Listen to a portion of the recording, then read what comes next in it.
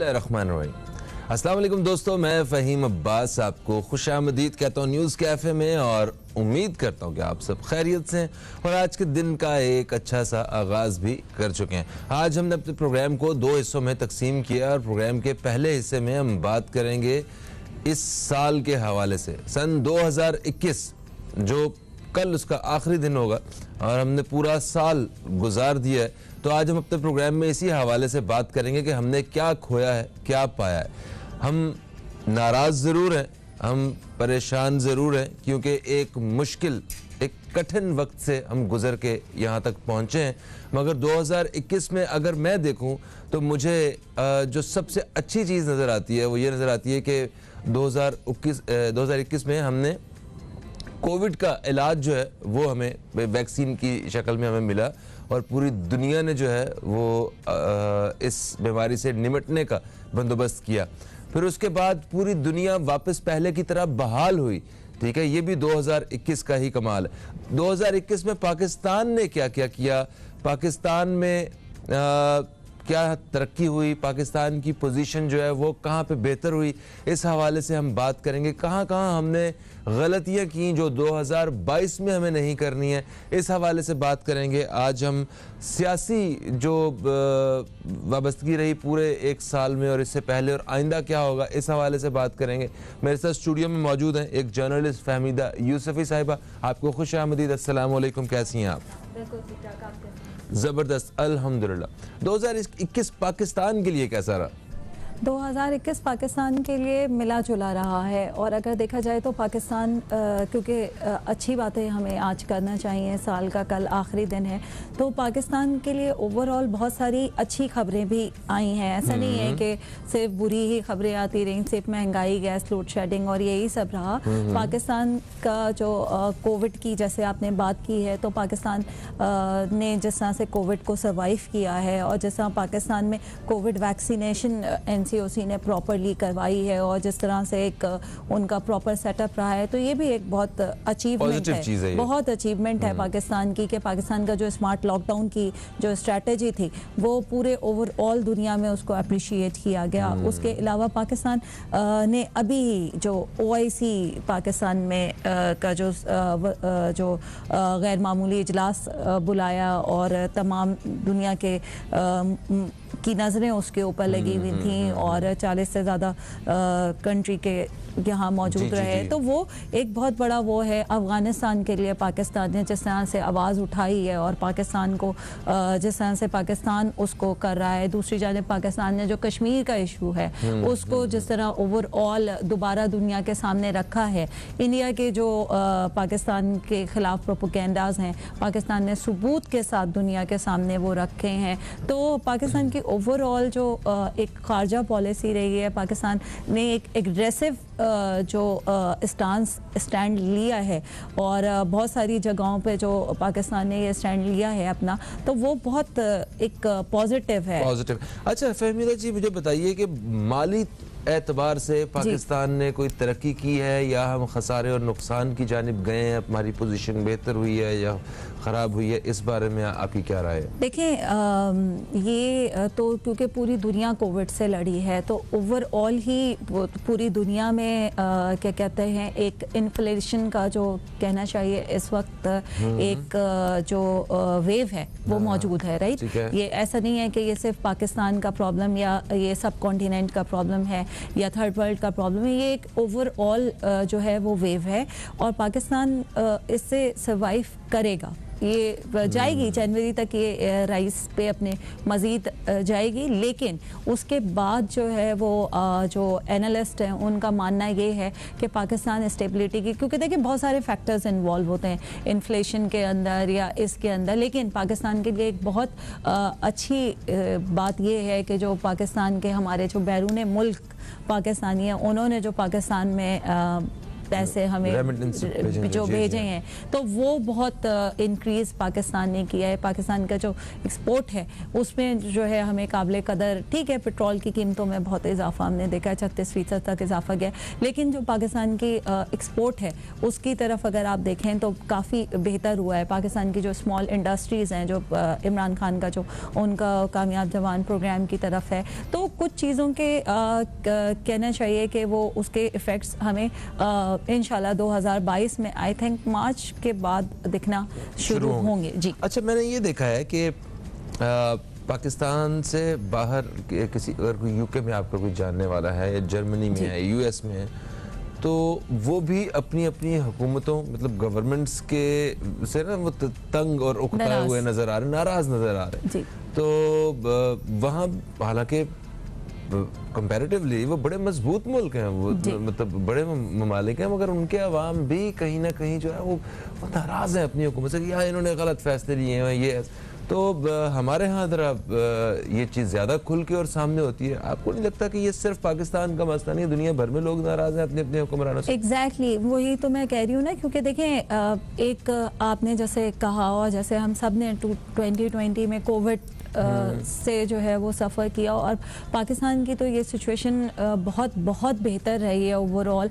लेकिन अगर आप यूके की सिचुएशन देखें, यूरोप की मतलब ओवरऑल यूरोप की जो सिचुएशन देखें जो कोविड की थी, और अब जो 5th वेव ओमिक्रॉन की है, वो जो अलर्ट है उसमें कितनी जो है वो सिचुएशन ख़राब है। और ज़्यादा दूर जाने की ज़रूरत नहीं है, सिर्फ आप अपने पड़ोस में इंडिया को देखें, जहाँ पर जो है उनका पूरा हेल्थ सिस्टम जो है वो कोलैप्स किया है, और किस तरह की पिक्चर्स वहाँ से सामने आई हैं ऑक्सीजन के लिए। तो अल्लाह का लाख लाख शुक्र है ये कि पाकिस्तान को इस तरह की किसी सिचुएशन का सामना नहीं करना पड़ा। कुदरती हुआ है ये, हमारे इसमें कुछ प्लानिंग का भी कमाल था?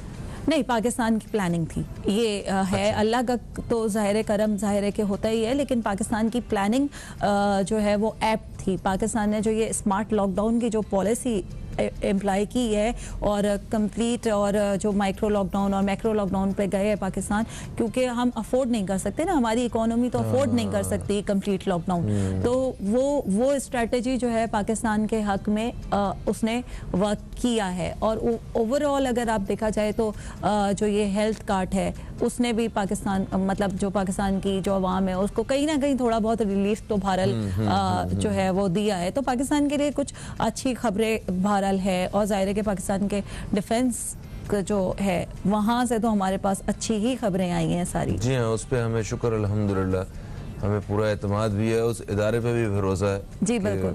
और उनकी स्ट्रैटेजी और उनका जो प्लान है, आप देखेंगे 2021 में अमन मशक़ें पाकिस्तान में हुई हैं, और 45 से ज़्यादा ममालिक मौजूद थे। पाकिस्तान ने रशिया को और नेटो को एक साथ लाकर उनके साथ जो है वो अमन एक्सरसाइज की। उसके अलावा पाकिस्तान का जो गैर मुल्की टीमें, क्रिकेट टीमें पाकिस्तान में खेलने आई, पाकिस्तान ने क्रिकेट में बड़ी कामयाबियां क्रिकेट पाकिस्तान ने जो है वो सिक्योरिटी के मसाइल हल किए। तो ओवरऑल बहुत ये भी है। और अभी आईसीसी अवार्ड के लिए जो है बताती चलूं कि रिजवान का नाम आया है पाकिस्तान की जानिब से। जी, पाकिस्तान का नाम आया है। तो ये है पाकिस्तान का ओवरऑल जो है टूरिज्म में हमने देखा कि सड़कें बंद हो गई, मतलब कितने अभी भी जी अभी भी यही हाल है आजकल देखें जरा। तो हम कहीं ना कहीं हमारे पास अच्छी चीज़ें हैं, मगर ठीक है तनकीद करना भी हमारी ड्यूटी है। जब तक तनकीद नहीं करते, तनकीद बराए इस्लाह, तनकीद बराए तनकीद के तो हमें बिल्कुल खिलाफ होना चाहिए।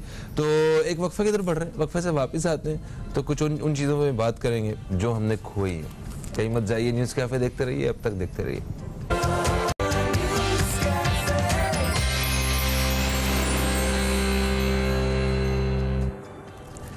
एक वक्फे के बाद आपको फिर से खुशामदीद। आप देख रहे हैं न्यूज़ कैफ़े। न्यूज़ कैफ़े में मौजूद हैं फहमीदा यूसुफी साहिबा, जिनसे हम बात कर रहे हैं सन 2021 के हवाले से कि 2021 कैसा रहा। तो 2021 में जो कुछ पॉजिटिव चीज़ें थीं वो हमने डिस्कस की, और बड़ी अच्छी बात है। मगर उसी के साथ साथ 2021 में जो गलतियाँ हुई हैं और जो मुश्किलात हमने देखी हैं उनके बारे में भी बात करना ज़रूरी है। कि जैसे हम पाकिस्तानियों ने कभी ये कुछ साल पहले ये सोचा ही नहीं था कि गैस की भी लोड शेडिंग हुआ करेगी। मगर 2021 में जब सर्दियां आई हैं अभी तो गैस का कोई नामो निशान मौजूद नहीं है ना? तो जी, बिल्कुल। 2021 में ये अभी कोविड का एक नया वेरिएंट जो है ये हमने सुना ओमिक्रॉन। है, ये भी ओमिक्रॉन, ये भी कोई अच्छी खबर नहीं है। फिर 2021 में हमने ये जो सियासी लड़ाई झगड़े देखे हैं ये भी बड़े डिप्रेशन से भरे हुए रहे हैं ऑनेस्टली। तो आपकी नज़र में 2021 के ये सारे वाकयात कैसे रहे? गैस लोड शेडिंग अच्छा, ये सबसे पहले आपको सबसे पहले गैस लोड शेडिंग, क्योंकि और उसके ऊपर एक जो बड़ा तहरीक इंसाफ को जो बाद में बहुत हॉन्ट करेगा ना मामला, वो उनके जो वुज़रा की ये बयानबाजियाँ हैं ना सुबह से लेके शाम तक, शाम से लेके रात तक वाली, कि एक ही मामले पे जो है वो 3-3, 4-4, 5-5 लोग के बात कर रहे होते हैं और कर रहे होते हैं। अब हमाद अजहर साहब का कहना ये है कि पिछले सालों के मुकाबले में गैस लोड शेडिंग इस साल कम हुई है। और लोड शेडिंग तब होती है जब आ रही हो, जब आई ही नहीं थी लोड शेडिंग कितों हो रही? और मतलब साहब सलाम अलैकुम। अच्छा। कराची और कराची में आप ये सोचे कि पुल के इस पार वाले नहीं, पुल के उस पार वालों को आज इस दफा पता चला कि जो है वो चूल्हे ठंडे होने का मतलब क्या होता है ना, एग्जैक्टली पता चला है। और जो प्रॉब्लम है वो ये है कि इन्होंने जो LNG का जो इनका मुआहदा है वो बर वक्त जो है वो नहीं किया है। अब आप उसको छुपाने के लिए और उसको सब कुछ कवर अप करने के लिए आप ये करें कि 9% जो है ओवरऑल, उनका कहना ये है हमाद अजहर साहब का कि 10-15 साल से लोड शेडिंग हो रही है। लेकिन ऐसी लोड शेडिंग बहरहाल पाकिस्तान ने कभी नहीं देखी कि लकी मरवत में जो है वो ख़वातीन बाहर आ जाएं और क्या कहते हैं वो खान साहब की तरह जो है वो बिल फाड़े और जलाएं। ऐसा पाकिस्तान ने कभी नहीं देखा। तो इसको बहुत सीरियसली देखने की ज़रूरत है, क्योंकि 17 महीने के बाद इन्होंने अवाम के पास जाना है, इलेक्शंस में जाना है। पेट्रोल प्राइसेस पे आप देखें, पेट्रोल प्राइसेस की हाइक आप देखें कि कहाँ से कहाँ पहुँची हुई है, और उसकी वजह से जो इन्फ्लेशन हुआ है वो कहाँ से कहाँ जो है वो पहुँच गया है पाकिस्तान में। तो ये मामलात हैं। अच्छा, मुझे एक और भी लगता है कि जो हमारी ज़रूरी पैदावार है जी वो भी कम हुई है। उसमें कोई ऐसा सच ड्रास्टिक जो है ना, वो जो बेनिफिट्स होने थे हमें, जो चेंजेस आने थे वो नहीं आए। और इमरान खान साहब की हुकूमत में हम ये मैं एटलीस्ट एक्सपेक्ट कर रहा था कि ये इस सेक्टर पे काम ज़रूर करेंगे। अब आप ये देखेंगे, ये हमने पहले भी डिस्कस किया था कि ये हमारी बदकिस्मती है कि हम वैसे हमें जो है वो एग्रीकल्चर कंट्री कहा जाता है और हमें इंपोर्ट करना पड़ रहा है आटा, चीनी, चावल। मतलब हमारे पास, क्योंकि हमारे जो वो माफियाज हैं जिनको कंट्रोल इन्हें करना चाहिए था, रेक्टिफाई करना चाहिए था, वो अभी तक आप नहीं कर पाए। और सिचुएशन आप ये कह रहे हैं कि जी कमोडिटी प्राइसेस में कमी आई है और जो फूड जो हमारे डेली बेसिस पे जो लोग यूज़ करते हैं उसमें भी कमी देखने में आई है। लेकिन कमी आप ये देखेंगे वो आपके जो एक आम आदमी है उसकी पहुँच से बाहर निकल गई है। ये इस सिचुएशन को अभी शेख रशीद साहब ने एक और स्टेटमेंट दे दिया है, वफाकी वज़ीर दाखिला साहब ने। ये भी मुझे बड़ी हैरानी होती है कि हर मामले पर जो है वो ये तमाम वज़रा मुशीरान अपने अपनी राय ज़रूर दे रहे होते हैं। उन्होंने कहा है कि 2022 में 5वें साल में हम महंगाई पर कंट्रोल कर लेंगे, लेकिन कैसे करेंगे और क्या करेंगे इस बारे में जो है वो तारीख और रावी और सब खामोश हैं। अच्छा, आपको नहीं लगता कि 2021 में अवाम की नज़र में जो एक एतमाद था गवर्नमेंट के लिए वो भी ख़त्म हुआ? एक्सपेक्टेशंस बहुत थी ना असल में, और उसके रीज़न है अनफॉर्चुनेट एक्सपेक्टेशंस। लोग अब भी इमरान खान से मोहब्बत करते हैं, ऐसा नहीं है कि वो उनसे मोहब्बत नहीं करते, अब भी वो पाकिस्तान के पॉपुलर लीडर है। लेकिन प्रॉब्लम ये है कि जिस तरह से वो इतनी जो उनके दावे आप कह लें या जो उनके साथ एक एक्सपेक्टेशन आपकी थी कि वो एक करप्ट माफिया के ख़िलाफ़ एक जो है ओवरऑल क्या कहते हैं उसका इनकाउंटर करेंगे, वो खान साहब एंड टीम नहीं कर पाई। उनकी माशी टीम डिलीवर नहीं कर पाई, जिसको उन्होंने कहा था कि वो पूरा होमवर्क करके आई है और वो सारा कुछ करके आई है। साथ में आप ये देखें साउदर्न पंजाब वाला जो उन्होंने कहा था जो प्रोविंस बनाने वाली बात हुई थी सराइकी वसे बेल्ट की, कि हम 100 दिन में वो कर देंगे और हम जो है 100 दिन के अंदर ये कर देंगे। तो 100 डेज के जो उनके प्लान थे वो सिर्फ स्टेटमेंट्स में ही रह गए हैं, और यही मैं कह रही हूँ ये बाद में इनको सबसे ज़्यादा हॉन्ट करेंगे, क्योंकि अभी तक वो सुनते हैं, मतलब इन्हें लोग इसी तरह, मतलब मैं कहूँगा कि ताने पड़ते हैं इन लोगों को कि आप लोगों ने वो इतने करोड़ वो नौकरियां देनी थी, इतने वो अपने घर बनाने थे, ये क्या किया आप लोगों ने सारा? नहीं, आप लोग देखिए ना, जितने करोड़ की आपने 50 लाख जो है वो बात की थी, 1 करोड़ की बात की थी, एटलीस्ट आप उसमें से कुछ तो कहीं तो करते हैं, ठीक है हमारी स्पीड स्लो हो गई, प्लान में ये सारा कुछ है। और फिर इतना नॉन सीरियस बिहेव रहा है मिनिस्ट्री ऑफ इंफॉर्मेशन में, आपने देखा कि चेंजेस एंड देन चेंजेस, आपकी फाइनेंस मिनिस्ट्री में चेंजेस एंड देन चेंजेस। तो आपका मतलब खुद का जो वो एक विजन था ना, वो जो है वो समवेयर वो जो है वो मिसिंग हो गया। आपने कहीं ना कहीं उसको आपने वो जो है ना वो इल्यूजन डिसइल्यूजन में कहीं वो गुम हो गया, जिसकी वजह से अवाम बहुत ज़्यादा परेशान हुए हैं। और आप खुद देखें कि जो केपीके के लोकल बॉडीज़ के जो रिजल्ट्स आए हैं वो और केपीके का फैसला जो है ना वो बड़ा डेंजरस होता है। केपीके का इस फैसले का मतलब ये है कि उन्होंने 8 साल की जो पाकिस्तान तहरीक इंसाफ की वहाँ मौजूद गवर्नमेंट है उसको रिजेक्ट किया है, और ये जब आगे इलेक्शंस में वो जाएंगे तो बहुत ज़्यादा उनको नुकसान होने वाला है, क्योंकि केपीके में ओवरऑल जो मेरी वहाँ के लोगों से, रिपोर्टर्स से और लोगों से बात होती है, उनका कहना और ये है कि जो है वो केपीके में पीटीआई गवर्नमेंट ने कोई काम किया नहीं है। अच्छा, केपी के लोग जो है ना, मुझे खैबर पख्तूनख्वा के हमारे जो बहन भाई हैं, मुझे वो इस लिहाज से बड़े अच्छे लगते हैं कि वो बदलाव को तस्लीम करते हैं और सबसे पहले करते हैं। और दूसरी बात ये है कि वो चांस इस तरह से नहीं देते जैसे ये पंजाब और सिंध के ट्रेडिशनल वोट्स हैं ना, मुसलसल हमारे वो फलाने का फलाना है, वो चली आ रही है। लेकिन केपीके का, और यही मैं कह रही हूँ कि ये जो रिजल्ट्स आए हैं इसको खान साहब को बहुत थॉरली देखना चाहिए, बहुत सीरियस अब ले लेना चाहिए, क्योंकि अब उनके पास वक्त बिल्कुल नहीं है। तो बहुत ज़्यादा जो है वो प्रॉब्लमेटिक सिचुएशन पाकिस्तान के लिए भी होगी कि अगले इलेक्शंस में या उससे पहले की जो सिनेरियो बन रहा है उसके अंदर पाकिस्तान का एज अ पॉलिटिकल जो सिनेरियो बन रहा है वो क्या बन रहा है।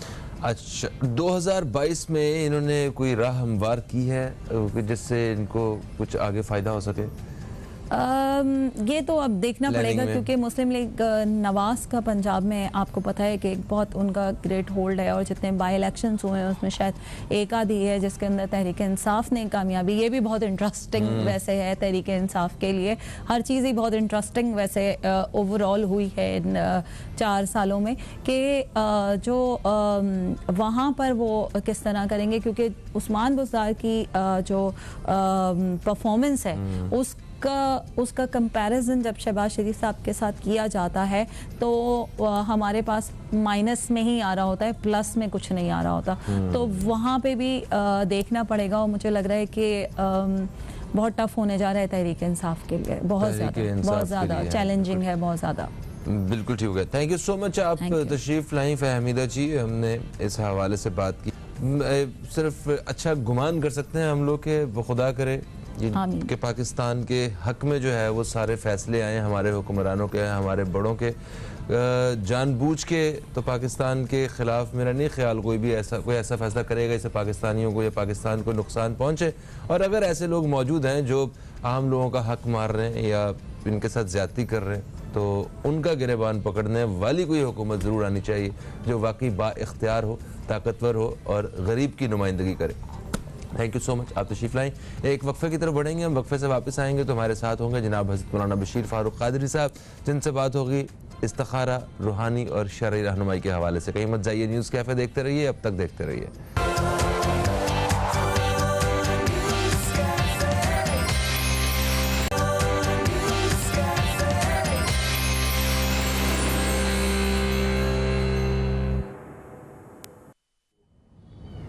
वेलकम बैक, आप देख रहे हैं न्यूज़ कैफ़े। मैं हूं फ़हीम अब्बास और न्यूज़ कैफ़े में हम प्रोग्राम के दूसरे हिस्से में दाखिल हो गए हैं, जहां पे हमारे साथ मौजूद हैं जनाब हज़रत मौलाना बशीर फ़ारूक क़ादरी साहब, जो कि सैलानी वेलफेयर इंटरनेशनल ट्रस्ट के चेयरमैन हैं और इसके साथ साथ मुल्क के एक नामवर और पसंद किए जाने वाले इस्लामिक स्कॉलर भी हैं। अस्सलामु अलैकुम, आपको खुश आमदीद, कैसे हैं आप?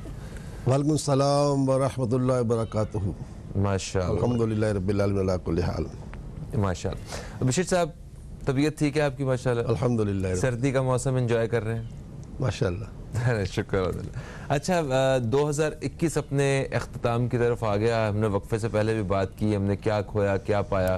कुछ अच्छी चीज़ें भी थीं, कुछ जो है वो तकलीफ दह चीज़ें भी थीं। हमने अच्छा गुमान रख के 2022 में दाखिल होना चाहते हैं, मगर एक ख़बर ये थोड़ी सी ना वो डरा रही है कि एक नई किस्म कोरोना वायरस की जो है वो दुनिया भर में आ रही है और फिर से लॉकडाउन हो जाएगा और चीज़ें पहले की तरह बंद हो सकती हैं। आप क्या कहते हैं? बिस्मिल्लाहिर्रहमानिर्रहीम।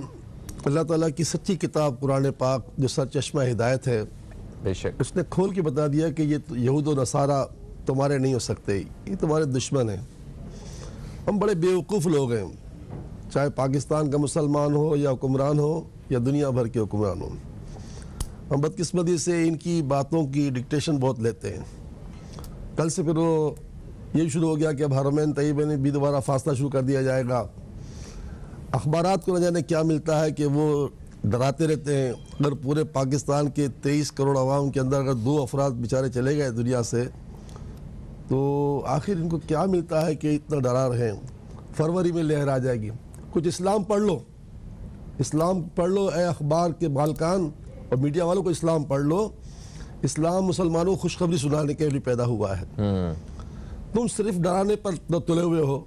फरवरी में ये हो जाएगा, फरवरी में ये हो जाएगा। अल्लाह ताला का फरमान है, मुझसे मेरा बंदा जैसा गुमान करता है वैसा पाता है। तुम्हारे गुमान ही गंदे हैं, इसलिए तुम्हारे जहनों में ये बातें आती हैं। मुसलमान बन के रहे, इस्लाम सब कुछ है। ये दीन इस्लाम सरचश्मा हिदायत है। इसने सिखाया मुसलमानों को खुशखबरी सुनाओ, मत डराओ, मत डराओ। न जाने इनको, अच्छा मसला ये गोरों का है ना। गोरे हमारे इमाम बन गए, गोरे हमारे इमाम बन गए। तो बहरहाल मुख्तसर कहने का ये है कि मुसलमान पर फ़र्ज़ है कि अल्लाह ताला की बात माने। क्या फ़र्ज़ है? अल्लाह ताला फरमाता है, मुझसे मेरा बंदा जैसा गुमान करता है वैसा मुझे पाता है। मेरा ये गुमान है इंशाअल्लाह ताला कुछ नहीं होगा। आज 2 साल से चीख रहा हूँ कोरोना से कुछ नहीं होने का, मगर लॉकडाउन लॉकडाउन लॉकडाउन एक ही बात रट लगाई हुई है। कुछ हुआ भी नहीं अल्हम्दुलिल्लाह। अल्लाह का करम है, पाकिस्तान में कुछ भी नहीं हुआ। इससे तो कई गुना ज्यादा बातें कैंसर में हो गई, हेपेटाइट में हो गई, ब्लड प्रेशर में हो गई, रोड एक्सीडेंट में हो गई। लेकिन चीख चीख कर उन्होंने पूरे पाकिस्तान का बेड़ा गर्क किया है। इन हुक्मरानों को या तो अल्लाह अक्ल दे या फिर इनको हटाकर यहाँ से कोई और अच्छे लोगों को लाए। आमीन। अच्छा बशीर साहब, आपने कहा कि गोरे जो हैं वो आज हमारे इमाम बन गए। क्या वजह आपको लगती है? मुझे तो लगता है कि हमारी अपनी मुसलमानों की जो तरक्की, जो तहकीक, जो इल्म, जो काबिलियत थी वो शायद ख़त्म हो गई। हम लोग खुद नालायक हो गए हैं, इसलिए हमें उनकी नज़र उधर उनकी राहें तकनी पड़ती हैं। ऐसा नहीं है, देखिए ऐसा नहीं है, ऐसा नहीं है। मसला ये है कि बदकिस्मतियाँ ये है कि हमारी जो ऊपर मतलब के तबका का जो लोग हैं ना, जो ऊपर हैं, जी जी, वो ऐसे हो गए। नीचे बहुत सारी तहकीकातें हैं, बहुत सारी मालूमातें हैं, बहुत सारी इजादातें हैं, मगर उनकी रसाई वहाँ तक नहीं पहुँची। और जो ऊपर बैठे हुए हैं, जो सोने का चम्मच लेकर पैदा हुए हैं, जो मुल्क से बाहर पड़े हुए हैं, और जो फिर यहाँ से जब वजीर आजम ख़त्म होते हैं, चीफ जस्टिस ख़त्म होते हैं या बड़े ओहदे से ख़त्म होते हैं, फिर मुल्क से बाहर चले जाते हैं, क्योंकि वो तो पैदा वहाँ के लिए होते हैं ना। सही। असल मसला उनका है, हमारा नहीं है। हमारे पास इजादातें भी हैं, हमारे पास मालूमातें भी हैं, हमारे पास तहकीकातें भी हैं, हमारे पास सबसे बड़ा इस्लाम का हाथ सरिया है। जिस इस्लाम फोबिया के जिम्मेदार हमारे हुक्मरान बने हुए हैं। टीवी पर आकर कहते हैं पाकिस्तान इस्लाम के लिए नहीं बना। अकल के अंधो, पाकिस्तान का नारा ये था कि पाकिस्तान का मतलब क्या, ला इलाहा इल्लल्लाह मुहम्मद। ये ला इलाहा इल्लल्लाह मुहम्मद क्या है? कहते हैं पाकिस्तान इस्लाम के लिए नहीं बना। क्या हो गया हमारे हुक्मरानों को? खुदा ऐसे हुक्मरान से हमारी जल्दी जान छोड़ाए। तो उन्हें कोई कहने वाला भी कुछ नहीं है इनके ऊपर। अभी कह रहा हूं ना मैं। हाँ, आप कह रहे हैं हम, मगर ये तो हर पाकिस्तानी को तकलीफ होनी चाहिए थी इतनी इस बयान से। 90 साल का इस्तेसाल बर्दाश्त किया, लाखों जाने दी, किसके लिए? इस्लाम के लिए। और आज बकवास कर रहे टीवी पर कि पाकिस्तान इस्लाम के लिए नहीं बना। अल्लाह ताला किसी को पैदा करे कि इनकी जबान खींच रहे हैं हलक से, इनकी ऐसी बकवासें हो रही हैं टीवी पर। अल्लाह। अच्छा, आपसे थोड़ी और रहनुमाई भी हमने लेनी है, अपने अपने ईमान के हवाले से भी हम आपसे रहनुमाई लेते रहते हैं। अच्छा गुमान करना ये एक मोमिन के लिए फर्ज है। लाजिम है ना? तो वो गुमान अगर हम बड़ा इंसाफ करें अपने साथ और सच अगर बोले नहीं, सिर्फ सच को समझें कि हाँ मैं अच्छा गुमान नहीं कर पाता चीज़ों का, तो मुझे क्या एक्सरसाइज करनी चाहिए? देखिए, आका करीम सल्लल्लाहु अलैहि वसल्लम की शरीयत कहती है कि तुम अपने बातिन को दुरुस्त फरमाओ। इमाम अहले सुन्नत का फरमान है कि जिसका बातिन खबीस होता है उसके गुमान खबीस होते हैं। बातिन खबीस कब बनता है? जब मैं आपको अपने से बुरा समझना शुरू कर दूं, हर एक से बदगुमानी करूं, यार ये तो फराडिया है, तो झूठ बोल रहा होगा, ये तो लुटेरा है, ये तो मुझे नुकसान पहुंचा रहा है। यदि आम तौर पर सास सोच रही होती है कि बहू नुकसान पहुंचा रही है, बहू सोच रही है कि नुकसान, अच्छा बहू ने बेचारी ने तावीज़ मंगवा लिया औलाद के लिए, सास समझ रही कि मुझे जादू करने के लिए मंगा लिया। हाँ हाँ हाँ। तो यार ऐसे गुमान, तो क्यों हमारा बातिन खबीस हो गया ना, तो गुमान खबीस हो गए। हाँ। हमारा बातिन खबीस नहीं होगा तो मैं तुम्हें अच्छा ही समझूंगा, अगर मेरा बातिन अच्छा होगा, वरना मैं तुम्हें चोर ही समझूंगा। बातिन क्या है? बातिन हमारा जो है ना, हमारा ज़मीर, अंदर का दिल जो गंदा हो चुका है दूसरे मुसलमानों के लिए बदगुमानी करके। कुरान ने बार बार समझा दिया हदीस पाक में कि बुरे गुमान से बचो, बुरे गुमान से बचो, बुरे गुमान जो है वो गुनाह है। तो जब तक बन सके लोगों से अच्छा गुमान करो। हाँ, अगर किसी से शादी करनी है, किसी से कारोबार करना है, किसी से पार्टनरशिप करनी है, किसी बेले जा, तो वहाँ चंद बातें सोची जा सकती है, वरना आम लोगों से तो बहुत अच्छा गुमान करो। हाँ सही है। वैसे हमें चलते फिरते कोई इतना बुरा सोचने की कोई ज़रूरत नहीं है। इस तरह अभी 2022 के हवाले से मैं अभी शो भी कर रहा था और वक्फे में भी मैं बात कर रहा था अपने यहाँ के कोलीग से, तो उनमें मिली जुली राय आ रही थी। कुछ लोग जो हैं वो बड़े ये कि कुछ नहीं होना, 2022 बर्बाद हो गया, ये कर दिया, कश्मीर बेच दिया, वो हो गया, मतलब हर चीज़ के बारे में ना वो बुरा गुमान। तो ये बुरा गुमान इंसान के अपने आमाल की वजह से होता है। अगर आमाल इंसान अच्छे करना चाहे, देखिए अल्लाह ताला ने कुरान पाक में वाज़ेह फरमा दिया है कि जो मतलब हदीस पाक कुदसी में कि जो मेरा बंदा मेरी तरफ एक कदम बढ़ाता है, मेरी रहमत 2 कदम उसकी तरफ चली जाती है। तुम अच्छा बनना चाहोगे तो अच्छे बन जाओगे। हज़रत अबू तुराब बख्शी फरमाते हैं कि जो इस बात का इरादा कर ले कि मैं गुनाह से बचूंगा, अल्लाह ताला उसे 100% गुनाह से बचा लेगा। सुभान अल्लाह, सुभान। बंदा चाहे तो सही ना। हाँ हाँ हाँ। अगर मैं सुधरना चाहूंगा तो कसम खुदा की मुझे मेरा रब सुधार देगा, और मैं समझाऊंगा सुधर पाऊँ तो कभी नहीं सुधर सकूंगा। अच्छा, एक और भी पूरा नज़रिया है इस हवाले से। एक तो आपने कहा कि गुनाह से बचना चाहते हैं हम, एक है कि गुनाह बस करने का मौका मिलता है, गुनाह करते हैं और उसके बाद कहते हैं अल्लाह हमारे, अल्लाह बड़ा रहमान और रहीम है, वो सब माफ़ कर देगा। तो 2 सूरतें देखिए, एक तो ये है कि जरी हो जाना गुनाह पर, ये तो बहुत बुरा है, और एक अपने गुनाह पर नादिम हो कहना कि अल्लाह माफ़ कर देगा। हाँ हाँ हाँ। तो नदामत जो है ना वो भी तौबा का जरिया बनती है। हाँ। यानी तस्लीम कर लें आप कि मैं बेनमाजी हूँ, मैं कसूरवार हूँ, मैं मुजरिम हूँ, अंदर से बाहर से, जबान से नहीं, अंदर से कि वाकई मेरे मौला मेरी गलती है, मैं मानता हूँ, मैं मानता हूँ। तो ये सोच भी इंसान को जीता देगी। बिल्कुल सही। अभी कुछ दिन पहले हमने वो 25 दिसंबर पे हमारे वो मसीही बहन भाई जो हैं उनका वो बड़ा दिन था, तो उस हवाले से उनके एक स्कॉलर से मेरी बात हो रही थी, तो उन्होंने कहा कि बाइबल मुकद्दस की एक आयत जो है उन्होंने वो बताई, तो उनका बड़ा अच्छा लगा कि वही सेम चीज़ उन्होंने कहा कि दूसरे को खुद से बरतर समझो। हम लोग दूसरे को जब खुद से कमतर समझ रहे होते हैं तो वहाँ से मसाइल सारे शुरू हो रहे हैं। वही जो बात आपने अभी बयान की कि हम ये समझते हैं कि मैं ही सबसे अच्छा हूँ, हालांकि वाकई हमारी क्या औकात, क्या हैसियत है, मतलब सिर्फ एहसान ही है उसके जो सारे मामले पर्दा रखा हुआ है। हाँ, कसम से अल्लाह ताला हम सब के हालात पे जो है वो रहम फरमाए। अच्छा, 2021 में जो गलतियाँ हुई हैं, ठीक है, अब उनका अजाला कैसे किया जाए? सबसे बड़ा इजाला तो ये हो सकता है, जैसे अभी अखबार में लिखा हुआ है कि हमने इस साल जो है यानी 5 महीने में 143 अरब की और 91 करोड़ रुपए के मोबाइल इंपोर्ट किए।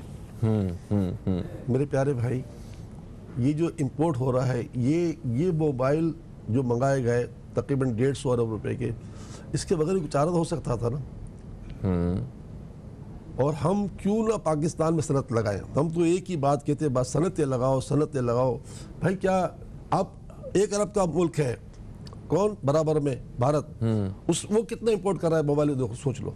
हो सकता है वो हमसे कम गाड़ी मंगाता है, हमसे कम मोबाइल मंगाता है, हमसे कम इंपोर्ट करता होगा, मेरा गुमान है। ऐसे ही है। तो भाई क्यों नहीं तुम करते काम, क्यों नहीं करते? सबसे बड़ा मसला ये है कि अय्याशी रुकनी चाहिए। आप सड़कों पे देखिए लैंड क्रूजर की कतार लगी हुई है, और खास करके आप सेक्रेटरीट में चले जाएं, चाहे वो सिंध का सेक्रेटरीट हो, पंजाब का हो, सरहद का हो, बलूचिस्तान कहीं हो, जिन इंस्टीट्यूट में चले जाएं, क्योंकि मैं तो हर जगह जाते रहता हूँ, सारे ऐवानों में जाता हूँ, तो हर एक के पास वो जो 2 करोड़ 4 करोड़ 5 करोड़ की गाड़ी खड़ी हुई है। तो भाई मत मंगाए गाड़ी। एक गरीब तरीन मुल्क है, भिकारी मुल्क बन गया, कशको लेके फिर रहा है, समझे, भीख मांग करते पेट्रोल मांग रहा है सऊदी अरब से। लेकिन ऐसा मुल्क को क्या जेब देता है कि वो मतलब 5-5-10 करोड़ की गाड़ियां रखे। तो जनाब आला, बस सबसे आसान तरीका ये है, इमरान खान साहब, आपका उम्मत पर एहसान होगा, 2022 में इस फकीर का ये पैगाम सुन लो, खुदारा दर आमद पर कदगन लगाओ। जो चीज़ के बगैर हमारा गुजारा हो सकता है मुल्क में, बराए मेहरबानी उसे दरामद मत करें। इंशाअल्लाह ताला डॉलर जो है वो 100 रुपये से भी नीचे चला जाएगा इंशाअल्लाह। इंशाअल्लाह। एक वक्फा है दोस्तों, दौरान वक्फा हम आप दोस्तों के सवालात जो हैं वो लिखेंगे, और उन्हें दोबारा जब वक्फे के बाद आपकी खिदमत में हाजिर होंगे तो उन्हें शामिल किया जाएगा प्रोग्राम में। तो कहीं मत जाइए, न्यूज़ कैफ़े देखते रहिए, अब तक देखते रहिए। एक मुख्तसर से वक्फे के बाद आपसे दोबारा मुलाकात हो रही है।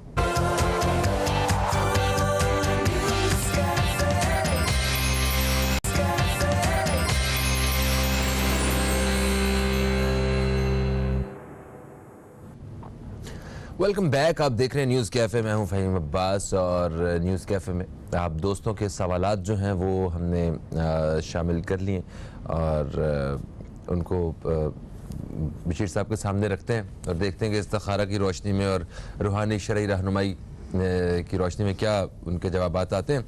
अच्छा, हमें एक ख़ातून ने कराची से रब्ता किया, और उन्होंने कहा कि नाम ज़ाहिर मत कीजिएगा। उन्होंने बताया कि ये बहुत बीमार हैं, इस्तिखारा करवाना है कि क्यों ये बीमार रहती हैं इस तरह। बिस्मिल्लाहिर्रहमानिर्रहीम। देखिए, वजह तो सिर्फ कुदरती है, कोई और वजह नहीं है। ठीक है। और प्यारे नबी सल्लल्लाहु अलैहि वसल्लम का फरमान है, कुरान बेहतरीन दवा है। तो सूरह इखलास 7 मरतबा कुल हुवल्लाहु अहद पढ़कर नमाज़ों के बाद पानी पर दम करके इनको पानी पिलाएं। और अगर पूरा इलाज चाहते हैं तो कोई कराची से कॉल थी, तो हमारे पास आ जाए तो हम कुरान पाक की 14 आयतें पानी में घोल के उनको देंगे, उनको इस्तेमाल करें। और आज जुमेरात है, हदीस पाक में है कि जुमेरात का दिन हाजतों के पूरे होने का दिन है, और शब जुम्मा कोई दुआ रद नहीं होती। इसी लालच में कि कोई दुआ रद नहीं होती, हमने बरस से सैलानी मस्जिद में, जो कि बादराबाद की चौरंगी वाक़ है, वहाँ मर्द व ख़वातीन का एक दुआ इस तरह रखते हैं, एक सवा घंटे का होता है। 7:25 पर वहाँ इशा की नमाज है। मैं चाहूँगा कि आप वहाँ आ जाएं, और बच्ची को भी लेकर आए, ख़वातीन में वो बैठे हैं, आप जाते हुए तावीज़ मुझसे ले लें।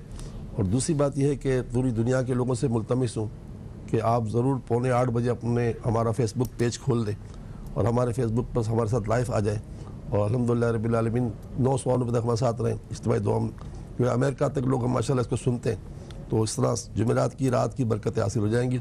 हदीस पाक में जुमेरात की रात को कोई दुआ रद नहीं होती। सुभान अल्लाह। अच्छा, कराची से फैज़ान साहब की भी हमें कॉल आई, इन्होंने कहा कि इस्तिखारा करवाना है रिश्ते के हवाले से। फैज़ान और मायरा का जो रिश्ता है इसमें इजाज़त नहीं हो सका है, इसके बाद वाले पे बताएंगे। अच्छा नहीं हो सका, ठीक है, अब बाद में बताते हैं। अच्छा, फिर नसरीन साहिबा ने हमें जड़ावाला से रब्ता किया, इन्होंने कहा कि हमने आप इस्तिखारा करके बताएं कि हमने एक नया घर बनाया है, अब उस घर को किराए पे देना बेहतर है या उसे सेल कर देना बेहतर है? इस्तिखारा का जवाब तो ये इशारा ये है कि इसे बेच देना बेहतर है। इसे बेच देना चाहिए। ज़ाहिर बेहतरीन। अली मोहम्मद साहब कराची से इन्होंने रब्ता किया, इनके साहबजादे हैं जिनका नाम है साहब, ठीक है, उनके रोज़गार के मसाइल हैं, तो उनके लिए उन्होंने कहा कुछ रहनुमाई। प्यारे आका सल्लल्लाहु अलैहि वसल्लम की हदीस पाक है कि आपने साहबी रसूल को वक्त फजर यानी वक्त फजर कब होता है, जैसे आजकल हो रहा है कराची में 5:55 पर, तकरीबन 6 बज गए। पर उस वक्त सरकार ने फरमाया कि तुलुए फजर के वक्त 100 मरतबा पढ़ें सुबहान अल्लाहि व बिहम्दिही सुबहान अल्लाहिल अज़ीम अस्तग़फिरुल्लाह, सुबहान अल्लाहि व बिहम्दिही सुबहान अल्लाहिल अज़ीम अस्तग़फिरुल्लाह। ये उस वक्त पढ़ने का है नमाज से पहले पहले। तो ऐसे अमल की वजह से साहबी रसूल ने जब अमल किया तो फरमाते हैं कि हमारा पहले तो ये ऐसा था कि हमसे दुनिया रूठ के चली गई थी और अब तो हमारे पास रखने की जगह बाकी नहीं बची माशाअल्लाह। सुभान अल्लाह। तो ये कर लें अमल, और हो सके तो मुझसे मिल लें, तो ज़ोर की नमाज़ मेरे 1:15 बजे पढ़ लें तो मैं और भी इलाज दे दूंगा इंशाअल्लाह। लेकिन अभी जो इस वक्त मैंने कराची में है इसलिए मैंने कहा ये कर लें। बाहर के लोगों के लिए कि वो हमें ख़त लिख दिया करें, सैलानी वेलफेयर बादराबाद कराची, इतना थोड़ा पता है, सैलानी वेलफेयर बादराबाद कराची, बस कितना कह दे पहुँच जाएगा। वैसे तो सवाल है आगे, मगर एक छोटी सी चीज़ है मैं इसी हवाले से पूछना चाहता हूँ। रिस्क को बढ़ाने के हवाले से जो एक और फार्मूला एक मोमिन के पास है वो ये कि वो अल्लाह की राह में खर्च कर दें। बहुत बड़ा फार्मूला है। तो वो एक के 700 अम्बतत सबा सनाबिला, जो तुमने एक दाना अल्लाह की राह में भेजा तो अल्लाह ताला ने उसके 7 शाखें निकाली, और मियत हब्बा, हर एक शाख में, हर बाल में, डाली में 100 दाने, और 700 पर एंड नहीं, वल्लाहु युदाइफु लिमन यशा, वो 700 को 7 करोड़ कर दे। सुभान अल्लाह। अच्छा, तो कितने % चांसेस हैं कि वो सारा कुछ आपको दुनिया में उसी वक्त ही मिले? बहुत मुमकिन है कि हर चीज़ दुनिया में दोनों जगह मिले। क्यों दुनिया खाली क्यों मांगते हैं? रब्बना आतिना फिद दुनिया हसना व फिल आखिरति हसना, दोनों मांगे ना। तो दुनिया में इतना तुमको संभाल ही सको तो और क्या चाहिए तुमको? यानी कि ये कारोबार करना है तो फिर अल्लाह मियां से ये, अल्लाह ताला से ये करना चाहिए। ये तो मैंने कितने लोगों को कारोबार सिखाया है ये। हाँ बहुत को सिखाएगा। आप खुद बहुत बड़े कारोबारी हैं इस चीज़ के। कितने लोग खाना खाते हैं रोज माशाल्लाह सैलानी से? अल्हम्दुलिल्लाह 2 लाख अफराद रोजाना 1.5 लाख को का पका हुआ खाना पेश करते हैं। वाह। और 50 लाख रुपए का 50 लाख अफराद के लिए 50,000 के लिए कच्चा खाना, यानी वो आटा चीनी दावल। एक दिन 2 लाख अफराद खाना से फेरिया होते हैं सैलानी, 2 लाख पर डे।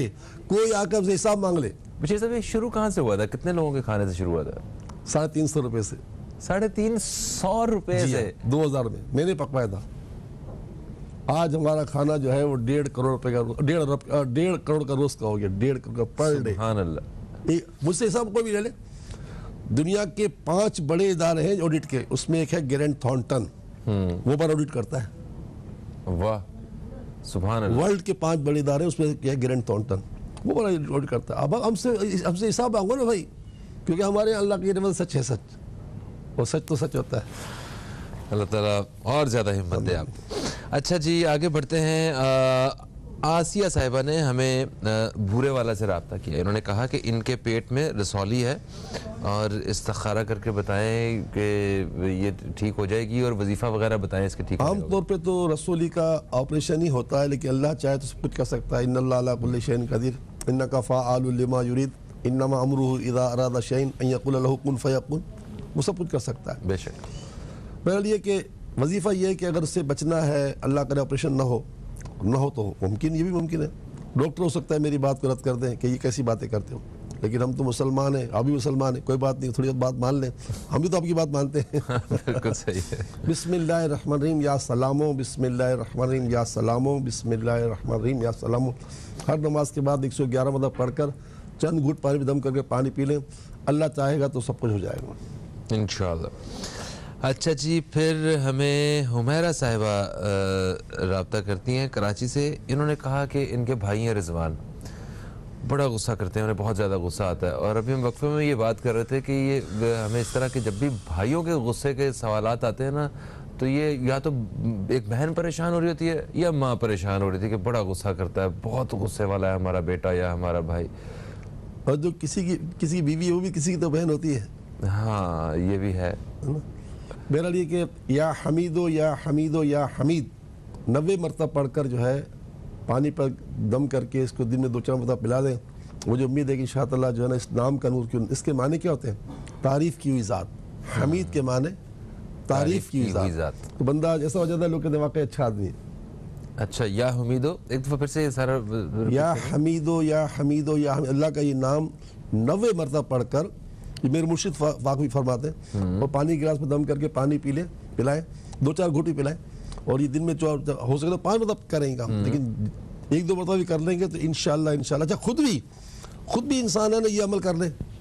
उसको पता है कि जब मैं गिल्टी हो रहा हूँ ना, कि गुस्सा करने वाला जब ठंडा हो जाता है फिर कहता है काश मैं गुस्सा ना करता। हाँ, और उसे पता होता है कि मेरी ये बुरी आदत है कि मैं गुस्सा करता हूँ, तो ये उसे पता, अगर आपको पता है तो आप ये अपने लिए खुद करें। थैंक यू सो मच, ये बड़ा अच्छा आपने एक आइडिया बताया, मैं भी अपने लिए करूँगा। एक वक्फा है जी, वक्फे के बाद आपकी खिदमत में दोबारा हाजिर हो रहे हैं। दौरान वक्फा जो है वो हम आपके सवालात फिर से शामिल करने वाले हैं। कहीं मत जाइए, न्यूज़ कैफ़े देखते रहिए, अब तक देखते रहिए।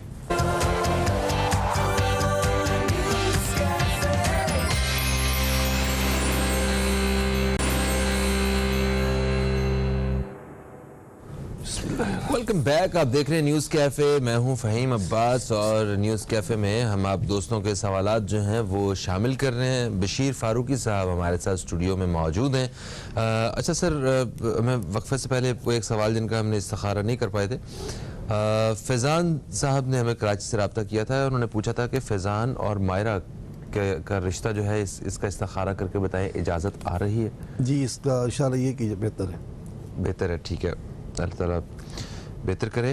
और फिर हमें ज़ुबैर साहब ने कराची से फ़ोन किया। उन्होंने कहा इनके वालिद साहब हैं जिनका नाम है अहमद अली कादरी, उन्हें स्टमक कैंसर है और उसका इलाज करवा रहे हैं। 10 कीमोथेरेपीज़ जो हैं उनकी हो गई हैं, 2 रह गई हैं उनकी, और उनकी उम्र 73 साल है। हालत उनकी सेहत है वो गिरती जा रही है, बहुत कमज़ोर हो गए हैं और उनसे खाया पिया भी नहीं जा रहा है उस तरह। तो प्लीज़ अल्लाह ताला अपनी रहमत फरमाए। कंजुल ईमान के हाशिए में ये बात तहरीर है कि 100 मरतबा सूरह फातिहा पढ़ी जाए। 100 मरतबा सूरह फातिहा पढ़ने के बाद जनाब आप अपने वालिद साहब को दम भी करें, अल्लाह के बाद हाथ भी उठाएं दुआ के लिए और दम किया पानी पिलाएं। बाकी आपने 10 कीमियो करवा लिए ना, अब 2 नहीं करवाएंगे तो दिल में एक वो रह जाएगा। बेहतर तो है कि नहीं करवाया जाए, लेकिन क्या करें, मजबूरी है। अब बाज़ औक़ात मुआशरे को भी वो देना पड़ता है कि तुमने क्यों काम आधा में छोड़ दिया। अल्लाह उनको ज़िंदगी में दे काजी साहब को, और अल्लाह ताला जो है आप लोगों के लिए जो है ये जो पढ़ना आसान कर दे सूरह फातिहा। ये बहुत मौसर इलाज है, बहुत बड़ा बेहतरीन इलाज है इसका। जितने लोग सुन रहे हैं इस वक्त वो भी अहमद अली कादरी साहब की सेहतयाबी के लिए दुआ भी पढ़ें, दुआ करें। और बिस्मिल्लाहिर्रहमानिर्रहीम या सलामो, ये भी आपने कहा बहुत मौसर होता है बीमार के लिए पढ़ना, बहुत सर। अच्छा जी, अली हैदर साहब ने हमें लाहौर से रब्ता किया। इन्होंने कहा इनके साहबजादे हैं ज़ैनुल आबिदीन, उनके लिए इन्होंने फ्रांस का वीज़ा अप्लाई किया हुआ है, तो इस्तिखारा करके बताइए कि क्या जल्दी लग जाएगा, और वजीफ़ा भी बताइए कि सब अच्छा वजीफ़ा दे देता हूँ। वैसे इतने अच्छे इम्कानात हैं नहीं। अच्छा, इशा की नमाज के बाद 5 तस्बीहां या मुसब्बिबल असबाब या मुसब्बिबल असबाब या मुसब्बिबल असबाब, यानी आसमान की खड़े होकर, आजकल सर्दी है तो आप सर नंगा नहीं कर सकेंगे, वरना सर नंगा करके जो है ना आसमान की पढ़ना चाहिए। 5 तस्बीहां या मुसब्बिबल असबाब। कोई बात नहीं, आप टोपी पहनकर ही करें, कोई हर्ज नहीं, क्योंकि आप पंजाब से बात करें वहाँ तो बहुत से ज़्यादा सर्दी है। ईशा के वक्त और ज़्यादा होगी, ईशा के बाद। ठीक है। अच्छा, फिर हमें एक साहब का नाम, तो जिन्होंने बेटी की सईद साहब थे, ये देखिएगा नाम क्या था, इस्तिखारा हो गया। हाँ, सईद साहब, इनकी साहबजादी जो है वो शादी करने जा रही हैं और ये कहते हैं कि इनकी पसंद की शादी है। इन्होंने नाम बताया है अपनी बेटी का और जिनसे शादी होने जा रही है। इन्होंने ये कहा है कि इस्तिखारा करके बताइए कि क्या ये शादी अच्छी रहेगी और दोनों फैमिलीज़ के लिए बेहतर रहेगी। देखिए, इस्तिखारे में तो इजाज़त आ रही है, लड़की खुद अपनी पसंद से लड़का चॉइस कर चुकी है ना। आमतौर पर इसमें बड़ा फाउल हो जाता है, लेकिन मेरा लेके जो हमसे सवाल किया है वो तो बता रहे हम कि भाई इस्तिखारे में तो मना नहीं है। ठीक है, इजाज़त बकिया जो है ना आप पूरे इसकी छाट कर लें। ठीक हो गया। अच्छा जी, फिर मोहम्मद आसिफ इकबाल साहब ने हमें LA से कॉल किया, लॉस एंजलिस से। कहते हैं कि वो टेस्ट करवाने जा रहे हैं, तो आप कोई ऐसा वजीफ़ा बताएं कि सारी रिपोर्ट्स जो है वो अच्छी इंशाअल्लाह सही आएंगे। अल्लाह ने चाहा तो या हय्यो या कय्यूम बिरहमतिका अस्तगीस, या हय्यो या कय्यूम बिरहमतिका अस्तगीस, या हय्यो या कय्यूम बिरहमतिका अस्तगीस। अगर ये न पढ़ सकते अस्तगीस तो खाली या हय्यो या कय्यूम पढ़ते पढ़ते जाएं, क्योंकि वो जिंदा है, जिंदा रखने वाला है, वो कायम है, कायम रखने वाला है। बेशक बेशक। अच्छा, फिर मानसेहरा से हमें नुसरत बहन हैं, ये रब्ता करती हैं और उन्होंने कहा कि बड़ी बेसुकूनी है और परेशानी है तो इसका कोई हल बताएं। एक तो ये कि इस महीने का जो हमने निसाब दिया है, सुबहान अल्लाह वल्हम्दुलिल्लाह वला इलाहा इल्लल्लाहु वल्लाहु अकबर वला हौला वला कुव्वता इल्ला बिल्लाहिल अलील अज़ीम, ये 60 मतलब पढ़ना है नमाज के बाद, हर नमाज के बाद। 5 तस्बीह दुरूद शरीफ की सल्लल्लाहु अलैहि वसल्लम की। 3 रोज़े अभी माशाल्लाह दिन बाकी हैं, 5 दिन बाकी हैं इस महीने के, 3 रोज़े रख लें। बाकी ये कि कुरान पाक में इसका बड़ा आसान जवाब है, अला बिज़िक्रिल्लाहि तत्मइन्नुल कुलूब। जो बंदा बेचैन है, घबराहट में है, बेकरारी में है, मज़ा नहीं आ रहा, तो उससे बहुत ही आसान है कि वो अपनी ज़बान को अल्लाह के ज़िक्र में तर करे। चलते फिरते उठते बैठते पढ़ते रहें या अल्लाह हो या रहमान हो या रहीम, 1 घंटे में इंशाअल्लाह बेचैनी खत्म हो जाएगी। ये बिल्कुल ठीक है। बगैर गिनती पढ़ते रहें या अल्लाह हो या रहमान, घर में, बाहर, दुकान पे, दफ्तर में, गाड़ी में, पैदल, मुसल्ले पर, बिस्तर पर पढ़ते रहे, खाना पकाते हुए, आटा गूंथते हुए, घर के काम काज करते, झाड़ू लगाते पढ़ते रहे। वज़ू हो ना हो कोई इसके लिए दिक्कत नहीं है, वज़ू हो ना हो, अय्याम शरई हाँ ख़वातीन के पढ़ सकती, मना ही नहीं, पढ़ सकते हैं, बिल्कुल ठीक। अच्छा, फिर कराची से हमें सुहेल साहब रब्ता करते हैं। इन्होंने कहा कि रोज़गार के लिए कोई मेरी रहनुमाई फरमाए। और ये सिर्फ सुहेल साहब ही नहीं, जितने हमारे नाज़रीन इस वक्त रोज़गार की वजह से पूरी दुनिया इस वक्त परेशान है। कोविड ने और परेशान कर दिया, अखबारात और मीडिया ने और परेशान किया, डरा डरा डरा के खून जो पानी कर दिया। अल्लाह हमारे हाल पर रहम कर दे। जनाब अल्लाह, या खैर राज़िकीन, या खैर राज़िकीन, या खैर राज़िकीन, नमाज के बाद 11 मरतबा पढ़ लिया करें। हदीस पाक से साबित है कि फ़र्ज़ नमाज के बाद दुआ कबूल होती है। आप सलातुल हाजात पढ़े ना पढ़ें, मगर फ़र्ज़ के बाद दुआ मांग ले तो ये तमाम से सब नफिल से बढ़कर नफिल है, सलातुल हाजात से बढ़कर यह हाजत है, बस को पढ़ें। या खैर राज़िकीन हर नमाज का 111 मरतबा। कराची में रहते हैं, आज हमारे यहाँ जुमेरात को दुआ होगी, 7:25 शाह की नमाज है, मेरे साथ नमाज़ पढ़ें, नमाज का मुलाकात कीजिएगा, मैं आपको ताज़ात भी दे दूंगा इंशाअल्लाह। वक्त हमारे प्रोग्राम का बिल्कुल ख़त्म हो गया। आज माजरत हम दुआ को जो है उस तरह शामिल नहीं कर पाएंगे। मुझे मेरी टीम को दें इजाज़त। फिर भी हम चंद जो जुमले हैं वो दुआया जुमलों के साथ ही इजाज़त चाहेंगे। Thank you so much Bashir साहब।